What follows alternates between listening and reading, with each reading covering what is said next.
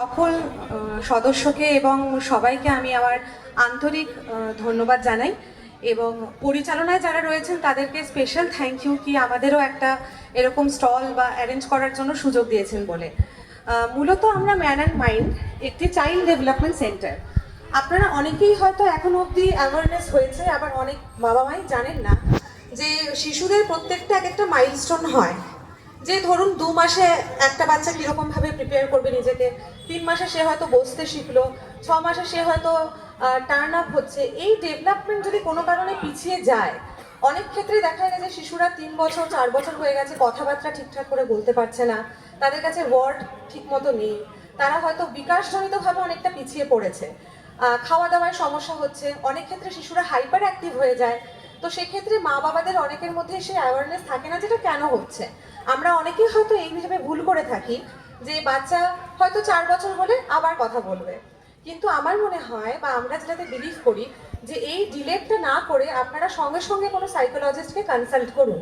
সেক্ষেত্রে আমাদের man and mind child development সেন্টারে রয়েছেন সৌমেন মণ্ডল স্যার, সাইকোলজিস্ট, এবং সেখানে কাউন্সেলিংয়ের পরে একটা অ্যাসেসমেন্টের পরে আমরা ঠিক করে দিই যে বাচ্চার গোল সেট কী হবে এবং তাকে নিয়ে কীভাবে আমরা কাজ করব, যাতে একটা স্বাভাবিক জীবনযাত্রায় তাদেরকে আমরা ফিরিয়ে আনতে পারি, স্বাভাবিকভাবে তারাও যাতে আরও 5টা বাচ্চার মতো স্কুলে যেতে পারে, পড়াশুনো করতে পারে। অনেক ক্ষেত্রে যেমন এখনও বিভিন্ন স্কুলগুলোতে বলা হয়েছে যে স্পেশাল এডুকেশনকে কম্পালসারি করার জন্য, কিন্তু অনেক ক্ষেত্রে দেখা যায় যে হয়তো কোনো স্কুল কোনো বাচ্চাকে অ্যাডমিশন নিতে চাইছে না। সেক্ষেত্রে দাঁড়িয়ে আমাদের এটাই করণীয় যে মা বাবার মধ্যে তাদের অ্যাওয়ারনেস জাগ্রত করা, প্রত্যেকটি পেরেন্টস যাতে বুঝতে পারে যে তার শিশুর বিকাশগত জনিত যেই ডেভেলপমেন্ট আর কি, বিকাশটা সঠিক পরিমাণে হচ্ছে কিনা, সঠিক পর্যায়ে হচ্ছে কিনা, এবং এর জন্য প্রপার একটা অ্যাসেসমেন্ট এবং কনসালটেন্ট খুবই জরুরি। মূলত আসানসোল ম্যান অ্যান্ড মাইন্ড সেন্টারে আমরা occupational therapy, sensory integration therapy, special education, speech therapy, behaviour modification therapy করিয়ে থাকি। এবং শুধু বাচ্চাদের কথা বলাই বাহুল্য যে আমরা যারা অ্যাডাল্ট, যারা বড়, যারা পেরেন্টিংয়ে বিলিভ করছি বা বাচ্চাদেরকে নিয়ে ডিল করছি, সেই সমস্ত মা বাবাদেরও একটা মেন্টাল হেলথ ভীষণভাবে জরুরি।